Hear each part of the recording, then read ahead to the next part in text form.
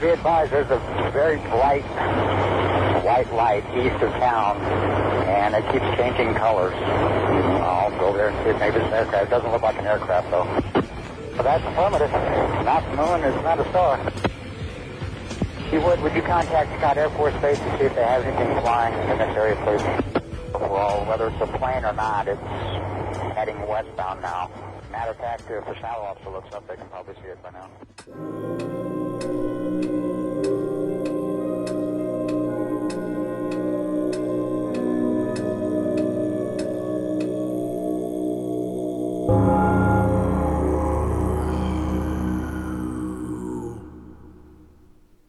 Everybody, welcome to episode 15 of the 13 o'clock podcast.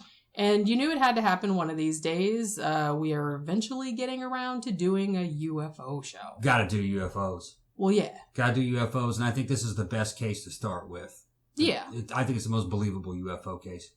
Which, I like UFO cases, but there's a lot of problems with UFOs. Main problem with UFO cases is that there are too many of them. And they can't all be true. So... I'd say most of it's hoax and misidentification, but this one actually has a lot of witnesses, a lot of credible witnesses that are unrelated, and documentation. So we know that this is something that actually happened. Yeah. The thing is, we just can't identify what it was. Right. We're just not really sure entirely what all these people saw. Yeah. I mean, what this case, is kind of up there in the field of ufology, I guess, because... One, it had a lot of witnesses that were separated in distance. 4 of the witnesses were cops. From different departments. From different departments, from different cities, different jurisdictions. All on the night shift. Yeah. So the chances of collusion are pretty low. Right. And they were calling this in, and they actually wrote reports about it. And then there were some just regular civilian witnesses to it. And the guy who actually reported it was a civilian. So it wasn't kicked off by the cops. Yeah. And then later on, 10 years after this case, all these guys passed lie detector tests. Yeah. And what was funny about the lie detector tests is they asked those cops whether or not they believed it was, if they had believed it was an extraterrestrial spacecraft, and they did. And they on the lie detector test, it says that they actually did believe that.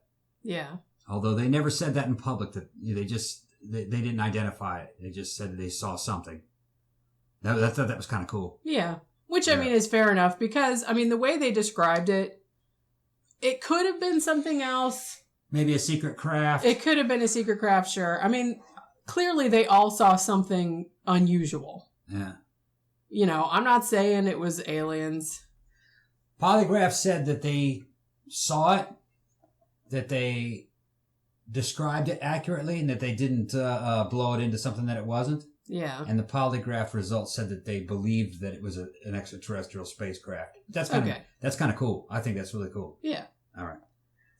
So basically what the timeline was, this happened in southern Illinois in the year 2000. And what's the matter? Oh, he's playing with my mouse. I'm playing with computers. Where my thing is. Mm-hmm. Okay, so it happened in the year 2000. It's generally known by the name the St. Clair Triangle or UFOs Over Illinois. I think that was the name of the Discovery. There've been some good documentary. There have been some good documentaries on it, which we can plug those later. Yeah, but basically, okay, so it's January 2000. Yeah. Now, the documentary they made about this, they said the first sighting was at 4-something a.m., but it was actually the evening before. It was 10:30 p.m.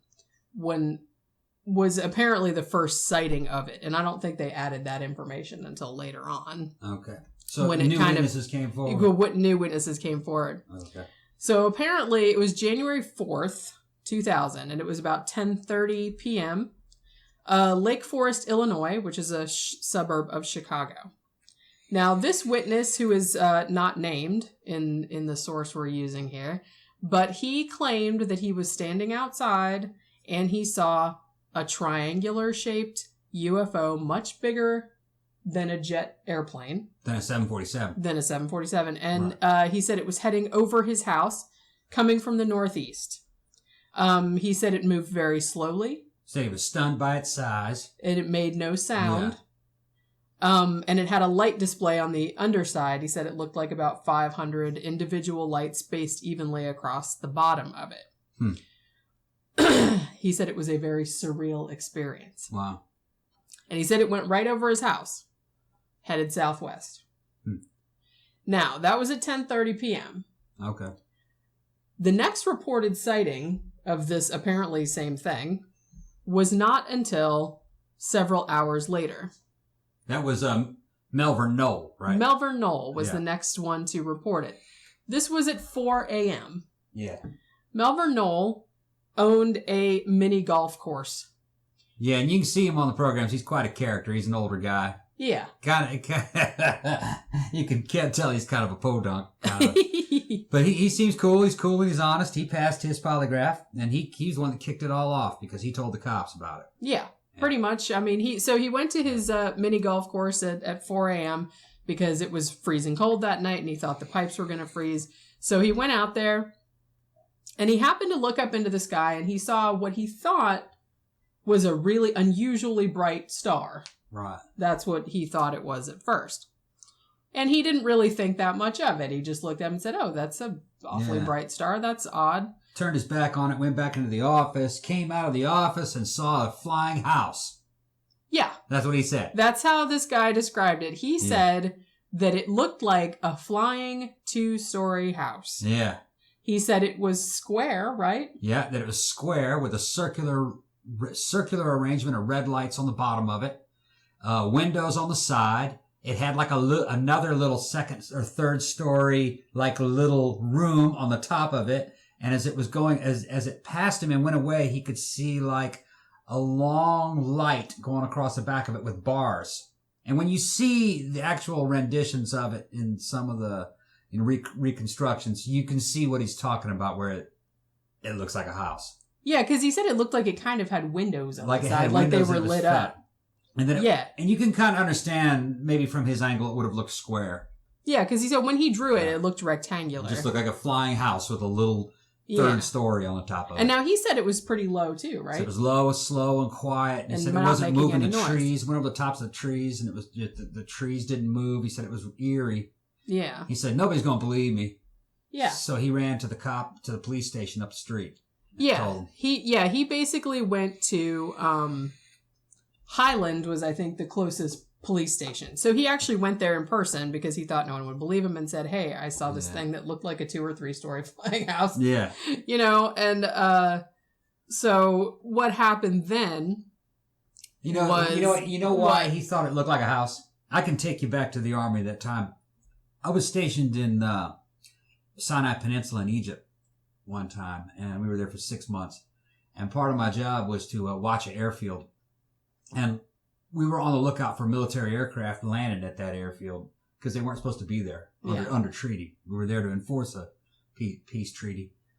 Well, I was writing a letter at the time, and planes had never really used that airfield. And out of the blue, an aircraft comes in for landing.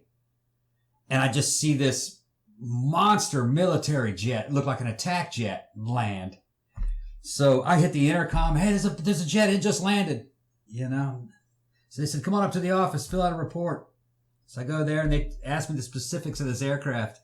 What kind of aircraft was it? And I was like, well, what did it look like? Was it a jet or propeller plane?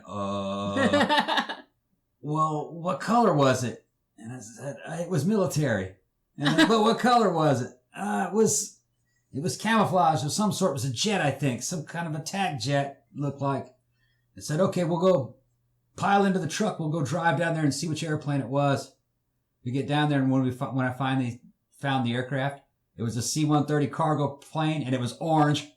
And the reason why I tell that story is that if you're not psychologically prepared to see something and it surprises you out of nowhere, a lot of times if you only have a few seconds to observe it, your view of it is going to be really distorted. You won't see it clearly. Yeah. And I think that's what happened to him. He came out and it surprised him. And the only thing he could really equate it to was a square house with a bunch of windows in it. Yeah. Had he had a little bit more time, or had he been prepared to see it, he would have seen it more clearly. And I think that's why the cops saw it more clearly. because they knew they were out there looking for something. And yeah, I mean, the first guy was he just happened to be out there and he looked up and saw it. So I really can't blame the old guy for describing it as a house. I described an orange propeller-driven cargo plane as an attack jet. Yeah. Yeah. Well, close. Yeah, and I saw it for maybe about 3 seconds, and it was on the ground coming in for a landing. Oh man, that is a funny story. Yeah, but that's just something to kind of people keep in mind. That when you see something you don't expect it, you're not going to really. You're not going to remember it that. You're not going to remember it that well. Yeah, and then your memory will add things like details on later too, which is kind of okay. The next cop to see it was what? Now the next cop to see it, basically, so Melvin goes to the cops and tells the dispatcher what he saw, and he tells it what direction it's moving in. So the dispatcher calls Officer Ed Barton, who is with the Lebanon, Illinois Police Department. And at first he thinks it's a joke because she said, hey, this guy just came in and said there's a flying house. Yeah. And you might want to go look out for that. So Ed Barton gets in his car and he goes out. And I think there's like recordings of the call of him saying, was this a DUI? Yeah, you know what I mean? Once I find it, what do you want me to do with it? Yeah, he says stuff like that. What do I do if I see it? Yeah. So he went out looking. Now he saw it. Yeah. It was going in the direction of Summerfield, Illinois. Now he turned on his overhead lights and went south on Route 4 and then east toward Summerfield. And apparently, now, I guess, like I said, there was a documentary made about this, and it was kind of like a big deal of all the cops seeing it and stuff like that. But some other people came forward later and said they had seen it too. There was apparently another witness in Summerfield, Illinois, and they said that they saw this craft for about 2 minutes. And they said it was only at 900 feet altitude. Low. Yeah. They said they saw it from about 800 feet away. They said it was about twice the size of a C-5 cargo plane. Okay. And he said there were bright lights around the perimeter, and it was a triangular shape, like a boomerang, he said. Right. This witness did not see lights at the rear. Right. Some of the other witnesses did, but they said they didn't. They said it was moving slowly also. They said it was about as slow as a plane coming in for a landing. And he said he could hear a slight sound, not loud, but he said it kind of sounded like a car engine, but from far away. Yeah, I think I remember he said it sounded like a well-tuned V8 engine. Yeah. From about a distance of about 40 feet. Yeah. So not silent, but not really loud. And he said it was moving very slowly toward. He said it was moving in a west. So the cop from Lebanon, Officer Barton, he drove toward where the thing had been spotted, or where it was going. He pulled off the road, shut off his engine, shut off his emergency lights, and he wanted to see if he could see it or hear anything. Now, he filed a report when he got back that said he saw a very large triangular craft. Yeah, they say triangular and arrowhead shaped. Yeah, that was pretty much like a lengthened triangle is what they usually agreed on. Yeah, most of them said arrowhead. Arrowhead. Or boomerang or something like that. Right. Well, sometimes they say boomerang, but they're drawing an arrowhead. An arrowhead, yeah. Or triangular, like an elongated triangle. Yeah. So Officer Barton said that the lights were blinding on it, much brighter than an airplane's lights. Said it had a white light at each corner, and a red blinking light on the bottom. He said that the white light in the front was shooting a shaft of light toward the ground without actually lighting the ground up. Yeah. So not like a spotlight. He said that the craft was hovering at about 1,000 feet. So similar to what the other witness had said. They said 900 feet. And he said he couldn't hear anything. Now, he turned his car engine off so he could listen to it, but he said he didn't hear it making any noise. Now, he said the back of it was a single white bar, right? With kind of like a multicolored rainbow strip through the middle, right? Yeah. Okay. Yeah. Right. Now, he said that the craft hovered a bit and then started going away. He said that before it left, it made a pivoting turn. A flat spin. Yeah. That's how it turned. It just spun on its axis. And then began to move away, but slowly, not quick. Okay. Now, he said the back of it had a, like white lights all along the back. And then there was a thin strip of multicolored lights, like rainbow. Down the middle of it. Yeah. So that's what he described seeing. And he drew little sketches of it or whatever. And I think the sketches, I'll put them in the YouTube video. Right. But the little sketches he made. There's some good animations of it, too. Yeah. We can put up. But, so Officer Barton radios and he says, tells them what he saw and he tells them which direction it's going in. He said, now, if the officer from Shiloh, which was about 6 miles away, he said, now, if the officer from Shiloh looks up in the sky soon, he should be able to see it because that's the way it's going. Because apparently it was really big. Yeah, and all the cops are listening to each other on the radio. They're all listening to the chatter on the radio. They're all using teamwork to try to get a look at this thing. Yeah. So basically, it was less than a minute after Barton, went on the radio and said where it was going. And there was a police officer in Shiloh, the next town down the road, named David Martin. And he said on the radio that he saw something but didn't know what it was. He was going eastbound in Shiloh, and then he spotted it. And it looked like... sorry, I have a cold. Mm-hmm. What looked like a triangular-shaped object with 3 downward pointing lights, which is also what the first time and evidently they were like shining down like spotlights, but they weren't reaching the ground, which is kind of funny looking. And they've drawn it. They've drawn it. They've drawn it in a way to where it looks very unnatural, very odd. Yeah. But I would imagine that'd be eerie to see that. Yeah. Now, dang. Okay. So David Martin said that the lights were toward the rear. Right. All 3 of them. Yeah, he said all 3 of them were Everybody toward the rear. else said it was at the corners. Said they were at the corners, yeah. It's almost like the lights move. Yeah, I don't know. And the first witness said it was a pattern of lights evenly spaced throughout the whole bottom of it, like 500 of them, remember? Yeah, that's right. It's almost kind of like there's an LED display underneath the bottom of the thing. Yeah, it's weird because it seemed like people were seeing roughly the same thing, but the pattern of lights they saw was different. Now, that may have something to do with the angle of approach. Yeah, true. The angle you're seeing it from, and also, like I said, when you're startled by something, sometimes your memory of it isn't clear. Right, exactly. Now, David Martin, this is the cop from Shiloh, he said that he saw a red and a green blinking light, which was in front of the 3 white lights. Yeah, so the order was different. Yeah. Instead of in the middle. And he did the same thing. He pulled over the side of the road and turned his car engine off to see if he could hear it. And he said he didn't hear anything.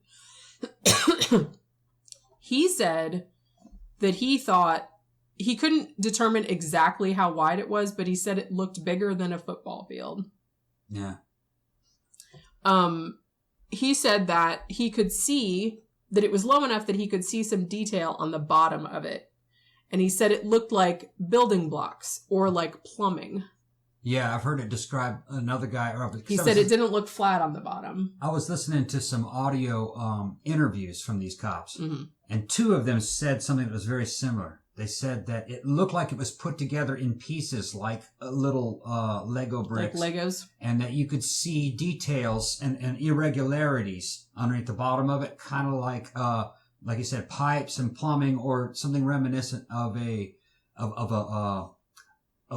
battleship. That's the word that he used. Right, yeah. Like something naval battleship. Off of a naval battleship. Yeah. So it wasn't smooth. Now here's the weird thing. One of the cops also said that he saw at an angle that underneath all that irregularity was what he thought was an image of the stars above it being projected below it. In other words, that it may have had a slight camouflage ability. Oh, like cloaking. Like a cloak, that it was trying to project the stars that were behind it down on the bottom of it.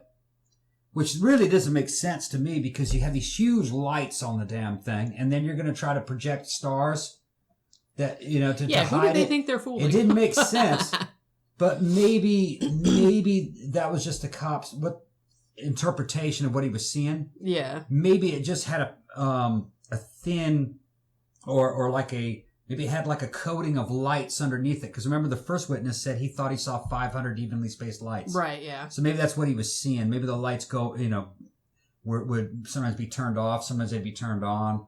Maybe sometimes it would give they'd just kind of glitter. Some of them would light up. Maybe that's what he was seeing. I don't know. But, it's difficult to know what they saw. They were under stress, and I think they were surprised. Yeah, that too. Right. So, basically, Officer Martin, this was the guy from Shiloh, he was going to get out of his car and try to get a better look at it. But then, the ship, he said, it suddenly shot away in the blink of an eye. Yeah. Whereas before, everyone else reported it moving very, very slowly. Now, he said it was like, pshh, and it was gone. Yeah, if I remember correctly, he estimated that it moved 6 miles away to the nearest town in this very, very quickly. I think he said within about 3 seconds. So that would be almost 3,000 miles an hour. Right. The G-forces on acceleration and deceleration would rip a normal aircraft apart. It would kill everybody in there. Yeah. So you're not talking about, if that's an accurate description of how it moved, yeah, you're not talking about normal propulsion. Very, very strange. Yeah, it is kind of weird. So then, the next town on its little route was Millstadt, Illinois. And like we said, the cops have all been listening to the radio, so they all know which direction this thing is going, because Officer Martin said, hey, it's moving west. Yeah. So the next guy, Officer Craig Stevens. And at 4:28 a.m. This guy's actually the best witness. This guy. Yeah. 4:28 a.m., he spotted a triangular craft, and he said it was moving very slowly past him. He was parked. He was looking for it because he'd heard about it on the radio. So he was looking in the sky for it, and he saw it. And the dispatcher, he called the dispatcher and said, I see it, I'm looking at it right now. And she asked if he was kidding. He said it was huge. And he said, no, it's huge. It's huge, yeah. And he also said that he saw a red blinking light on the underside. And he kind of drew a picture of it. Kind of looks like an arrowhead or like a, it's triangular, but with a dished in bottom. Base, that was the sketch he drew of it. And he also drew, he said that the light on the back was strobing. Yeah, he said it was strobing, kind of like, the car Kit from Knight Rider. From Knight Rider, yeah. It was going back and forth. It just went in one direction. It would start bright and it'd go dim, and it was white. It had a white strobe along the back of it with 3 bright white lights inside of it and black lines like bars going down it. They had some really good animations of it in one of the videos that I saw.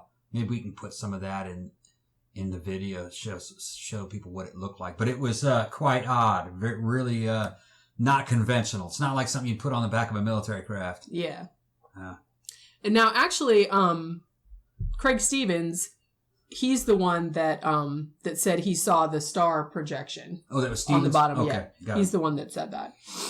And he's also the one that said the bottom of it looked blocky, like a naval battleship.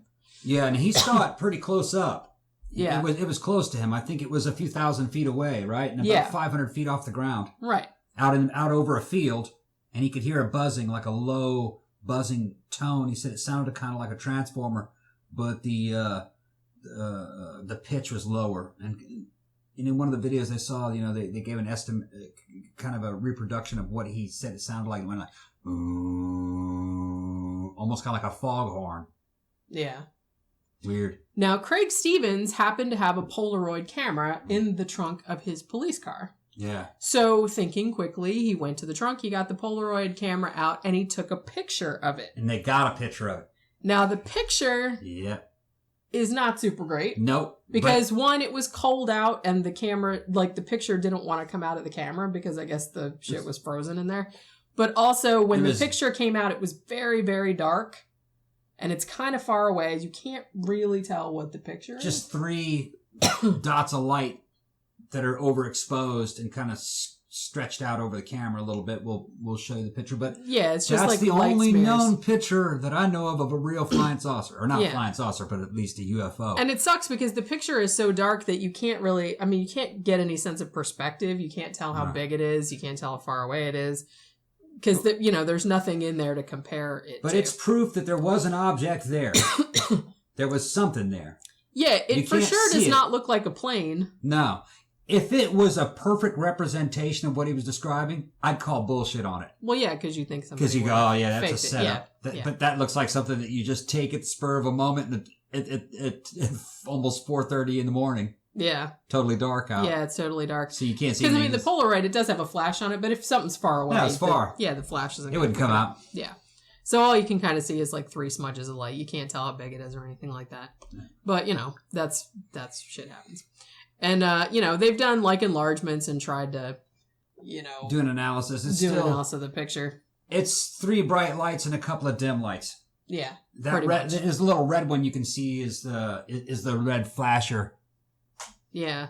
And you can kind of see like when the picture is enhanced a little bit, you can almost kind of see a suggestion of like some kind of thing that looks like the back of a machine. Yeah. Sort of. It looks like little lines or like little, I don't know. It looks kind of like the back of something. Yeah, it's weird. But actually, we're at 25 minutes, so let's take a break right now, and then we'll go back and talk about the rest of the timeline, and then we'll talk about what it could have been. There's some skeptical theories and stuff like that. So we will be back in just a few minutes. Armcast, Dead Sexy Podcast. I'm your host, Armand Rosamilia. Fridays exclusively on Project Entertainment Network, where I interview authors, publishers, editors, artists, filmmakers, narrators, the lady from Walmart, whoever I feel like talking to. That's every Friday, Armcast, right here on Project Entertainment Network. If you're into cosplay, corsetry, steampunk, gothic, or rockabilly clothing, shoes, and accessories, then you must visit Subculture Corsets and Clothing, either online at www.subculturecorsets.com or drop by their store at the Avenues Mall in Jacksonville, Florida, located a half mile off I-95. Tell them you heard their ad on Project Entertainment Network and the 13 O'Clock podcast and receive a 10% discount off your entire purchase. Or when checking out on their website, use the discount code 13 O'Clock and receive a 10% discount on your entire order. And if you're a full-figured girl, don't worry. Subculture carries sizes 4 through 4X, and they have men's clothing as well. That's subculturecorsets.com and use discount code 13 O'Clock for a 10% discount. Go check out their website now, subculturecorsets.com, or when traveling through Jacksonville, Florida, stop in and check out their store at the Avenues Mall. The Necrocasticon, the podcast that blends horror and heavy metal properties with a common connection, brought to you by hosts Token Tom Clock, Max Axe, Smoking Walt Hades, and Osriel Mordecai, featuring interviews and more with the stars of metal and horror. The Necrocasticon, Mondays on Project Entertainment Network. Real and imaginary, and I write about them all. Paranormal nonfiction, horror fiction, the Rochdale House of Fire, the Mammoth Mountain Poltergeist, the Associated Monsters, Red Menace, the Five Poisons, Bellwether. Go to www.jennyashford.com or search Amazon for the Jenny Ashford author page. Okay, we're back, and we're talking about the Illinois UFO. Yeah. The St. Clair Triangle. St. Clair Triangle. that's I've only heard it called UFOs Over Illinois. Or UFOs Over Illinois, yeah. But it's weird.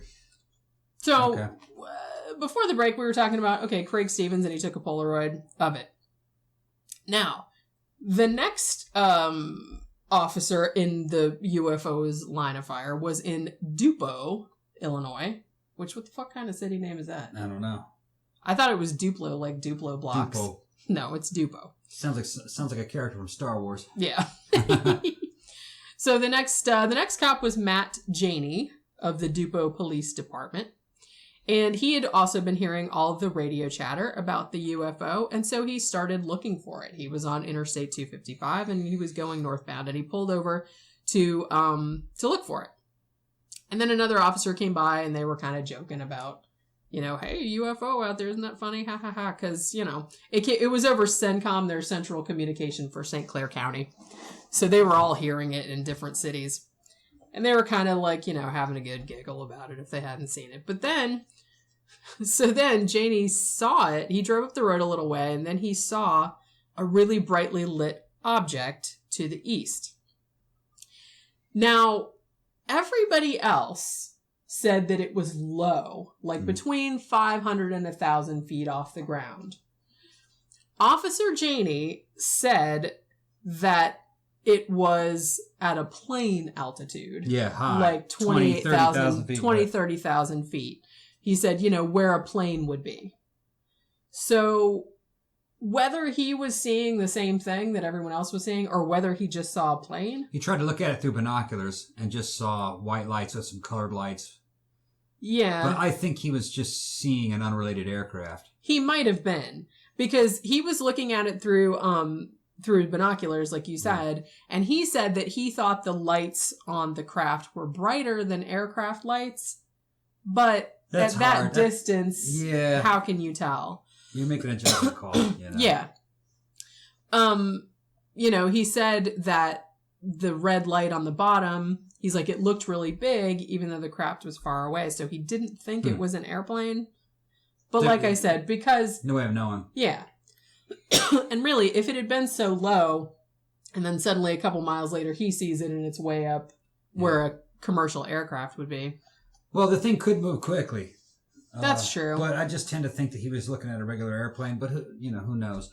Now, they had another guy who was listening to his police scanner, a civilian. Yeah. Listened to his police scanner, and he ran out there and saw it at, 7 o'clock or 6 o'clock in the morning? Well, the next guy was on his way to work. Oh, there was another guy? Yeah. Okay. And this was a couple hours later. This was 6:50 a.m. And this guy's Stephen Winnicott. He was a teacher, and he was on his way to work. And he was from Centerville. And he saw an object in the sky that was stationary. And he also said it was very big. It was triangular, had 2 very bright white lights with little smaller lights around it. He didn't stop the car, but he reported it to the newspaper. So he basically, I think it sounded like he said it was just like hanging there, like it was hot. Okay. And that was, I think that was pretty much the last sighting of it that day. Okay. Now, okay. Other than the Janie guy that I think probably just saw a plane. Right. Clearly these people were kind of all seeing something, and it was a weird thing. Yeah. Right? Was it a UFO? It was a UFO, but was it an alien spacecraft is the bigger question. Well, I would just go by just what the cops saw. Yeah. Those 3 the first 3 cops, well, actually, you had the guy who said he saw, the guy who thought it was a house. Yeah. And then, 3 cops after that? Yeah. Right. And then the fourth cop who might have just been seen in an airplane. It might have just been a plane. Right. Well, you know that it happened. Okay? Yeah. Because there's just too much documentation, too many unrelated witnesses. So they did see something. They passed the lie detector tests later on, 10 years later. It's just the identification of the craft. Was it a secret aircraft? Was it a alien spacecraft? Or was it something else? Now there's a skeptical view of this. I mean, obviously, because the craft was triangular, some people said, maybe it was a stealth bomber, like a B-2 I'm not bomber. buying that. Which is triangular, but it doesn't have the same light configuration. It's not characteristics. Thick. Yeah. The flight characteristics are not the same. Yeah. It makes a lot of noise. It doesn't fly as low as these people reported. You see a B-2, you're seeing an aircraft. You're seeing a flying wing aircraft. You hear jets. You hear jet engines and the speed at which it travels. Yeah. Now, slightly more believable is the fact that it could have been. Now, it should be noted that there is an Air Force base right around that area. Yeah. However, evidently it went right over that Air Force base. Yeah, and it did go right over the Air Force base. Now, that Air Force base... Scott Air Force Base. Yeah, that is mainly a medical Air Force base, is it not? Yeah, medical. So it wouldn't be a place where you'd really be testing secret aircraft or anything like that. Although, now, didn't they deny that they had seen anything, even though it looked like it should have flown right over it? Yeah, they said they didn't see anything. And then when pressed, they said, well, their tower wasn't up and running at that time. There wasn't any, which is kind of suspicious. I think they did see it, but didn't want to make a comment. I think they were in a jam. I don't think they know what it is either. Yeah, maybe not. And, they're not going to admit to people that, yeah, we saw an aircraft that we couldn't control. We didn't know what it was. Must have been something extraterrestrial, but we don't know. They're never going to say anything like that. They're just going to say, we don't know. We didn't see it. We didn't see it. There was nothing. Yeah. It was flares. That was like the Phoenix Lights. Yeah. But, but a little more, a little harder to explain away was, the other skeptical viewpoint that it might have been a blimp. Because the American Blimp Company, is the largest operator of blimps, like advertising blimps in that area. And evidently, it being a blimp could explain, 1, why it was so low, 2, why it was flying so slowly, Big. 3, the different light configurations, because blimps often have different light configurations or LED screens for different advertising purposes and the sound things of like the that. engine. And yeah, and they're not very loud. They have an engine, but they're not very loud. And evidently, the route that this craft took would have been the route that a blimp would have taken if there was, say an event in Indianapolis or what have you, like from Indianapolis to the headquarters or whatever. So some people are saying that maybe it was a blimp. The thing is that whole theory rests on the idea that 4 people can misidentify a blimp. And I just don't see it. So that does seem like I don't know. At least 2 of them saw it at close range. Yeah. And they said, no, it's triangular. And or square. The one guy said it was square. Right. And we see blimps all the time over Orlando. They're not difficult to identify. Yeah, I've never thought that was a UFO ever. No, you look at it and you go, yeah, blimp. Yeah, it's a blimp. Cigar shape. Yeah. Yeah. So, I don't know if I'm really... No, I don't believe it. I don't believe it was a blimp. Yeah. Like, it seems coincidental that, that's the route. But you have to think, too, 1, this was the middle of the night. Yeah. So why would a blimp be farting around in the middle of the night? There's the other idea that it could have been a stealth Zeppelin or a stealth blimp, which is a deltoid blimp, lighter than air, solid body blimp that can defy radar. But the problem is that there's a lot of problems with that idea. A stealth blimp would never be flown low and slow near a civilian area. So that people could see it. So, yeah. Letting the civilians see it is the same as letting Russia and China see it.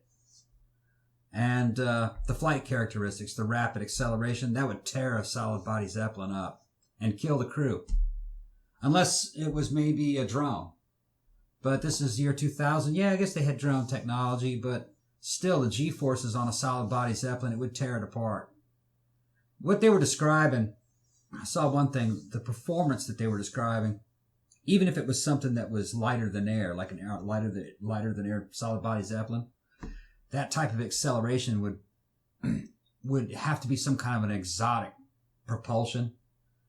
And all the exotic propulsions that they know about today are all theoretical, and they all require about a gigawatt of electricity, and that's what a full-size nuclear power plant puts out. Right. To run a city. So no, I don't believe it was a secret craft. It's just I mean, why would you have a stealth Zeppelin and then put a bunch of lights on it? Yeah, that doesn't really make any sense to me. No. It's, well, we're making a stealthy craft. Let's make it super fabulous and visible. Whatever this thing was, it wanted to be seen. It knew it was being seen. Yeah. Now, I should say that the FAA told the paper that it was a blimp. But, you know. They're going to do what they do. Right. They have the records of the blimp. No, not that I know of. Yeah. Not that I know That of. gets back to like Phoenix Lights. Well, it was flares. Yeah. And in the Phoenix Lights videos, the video that they commonly show, that is flares. That is flares, yeah. But the Army dropped those after the mass sighting happened. Yeah. That's to muddy the waters. Right.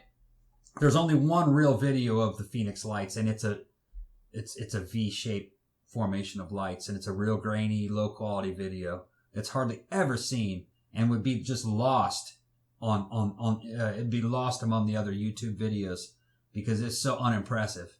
Yeah. Which I guess a lot of them are, though, Right. the UFO videos. Yeah. I think. I mean, so... Well, one person actually did videotape the so-called Phoenix Lights. Yeah. At least one of the supposed craft. And it just looks like a grainy video with 5 lights in a V formation. That's all you can see. You know, low-res video at night. So either aliens are coming here in triangular-shaped crafts, or some government somewhere has a bunch of sneaky triangular-shaped aircraft that they're flying around. I don't know. That acceleration, that's a lot. If that's accurate, which it could be, it's difficult to say. This is why this is one of the best UFO cases. What was that? Yeah, because, I mean, obviously they all saw something. Yeah.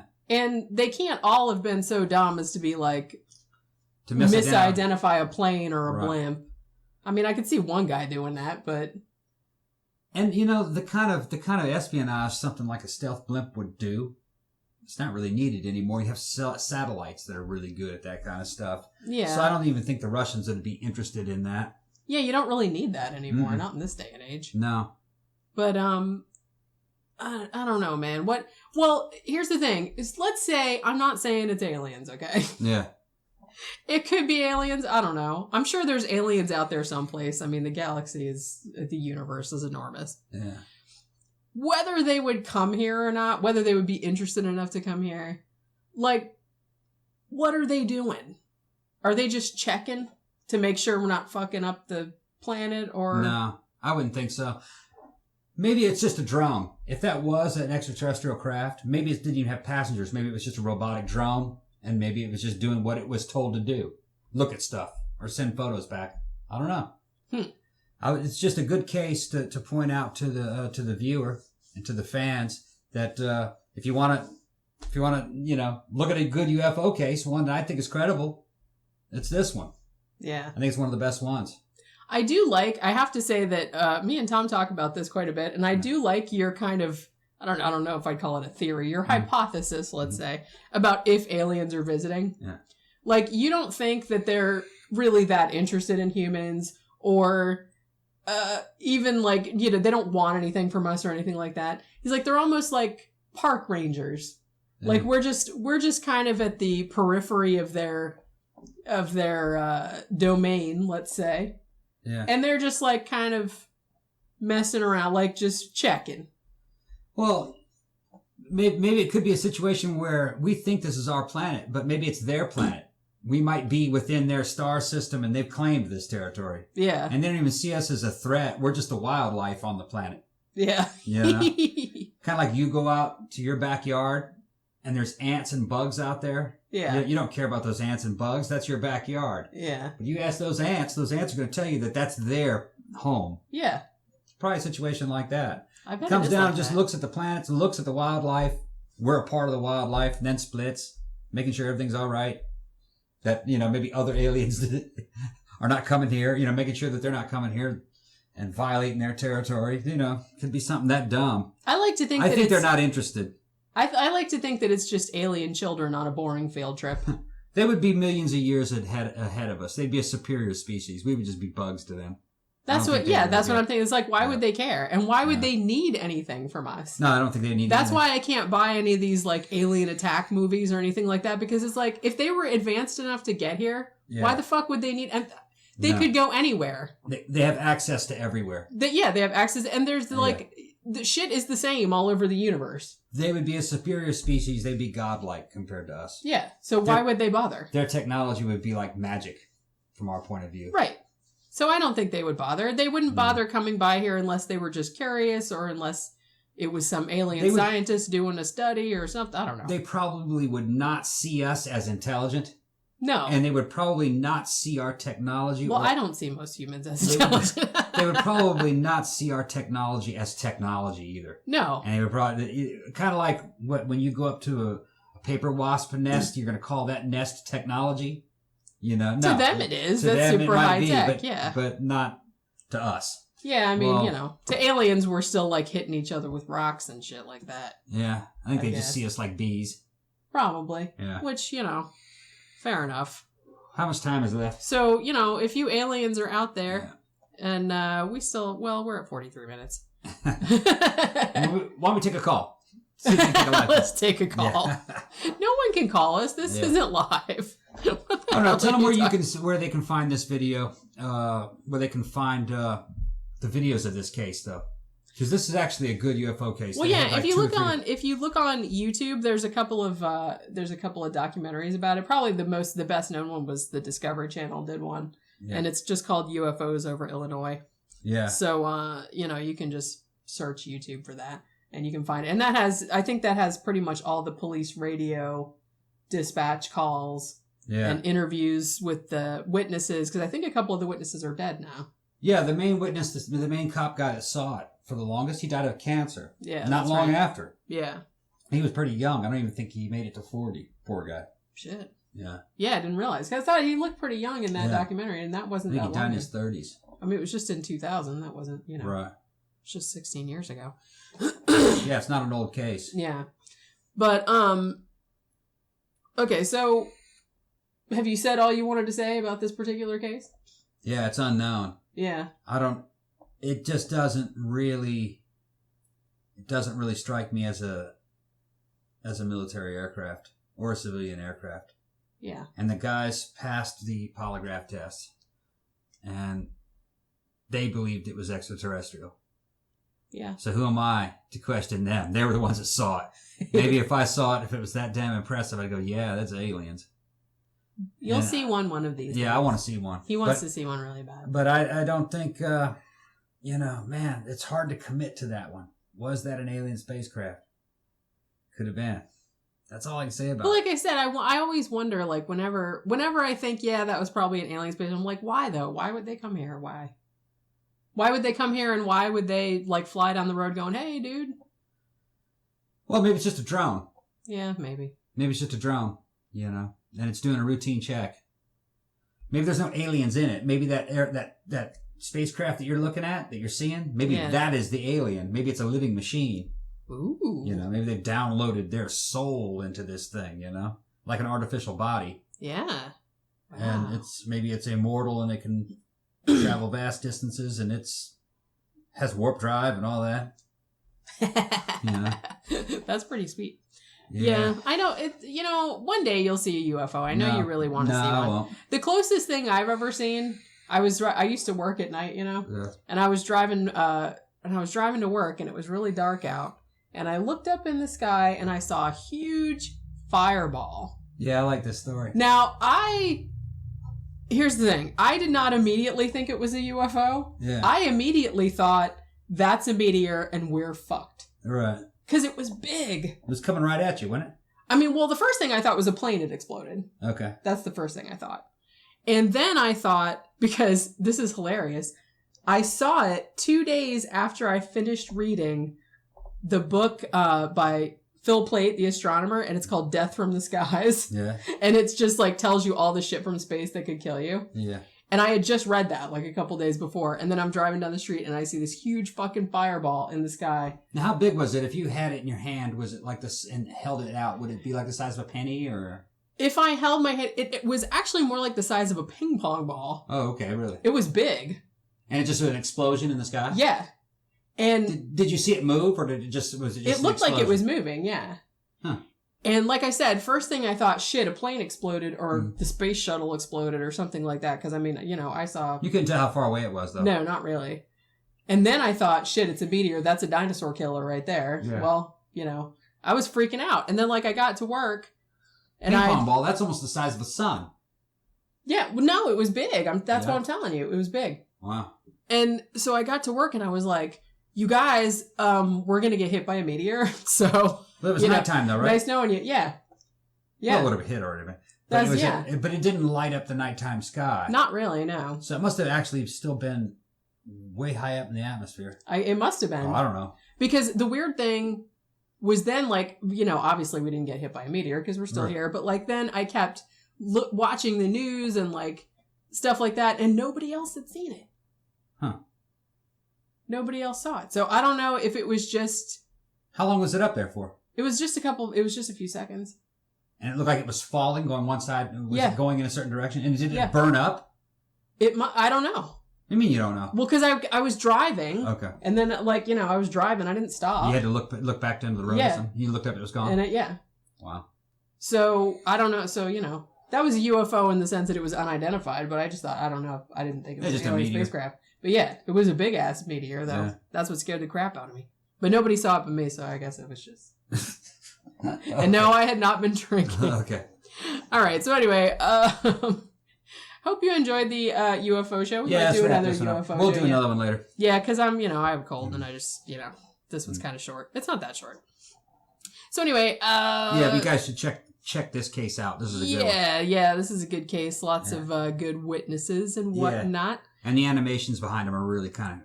on the Discovery show, they did little computer animations of what the people saw. Yeah. So you can check that out too. Yeah, and we'll include some if we can. Okay. If you like our show, of course, you should subscribe to our YouTube channel or listen to us on Project Entertainment Network, or like our Facebook page and our Twitter page at 13 O'Clock Podcast. And don't forget, we also have t-shirts at Zazzle.com/13 o'clock. 5 different ones at the moment, and I'll eventually put up some other ones. And I think I said this last week, but if you have any ideas of designs you want to do that you would like to see on a t-shirt, based off of the show, based off of any of our topics or any kind of weird topic, then let me know, and I will try to accommodate you eventually. And I guess that'll do it for this week's show. Yep, see ya. See ya.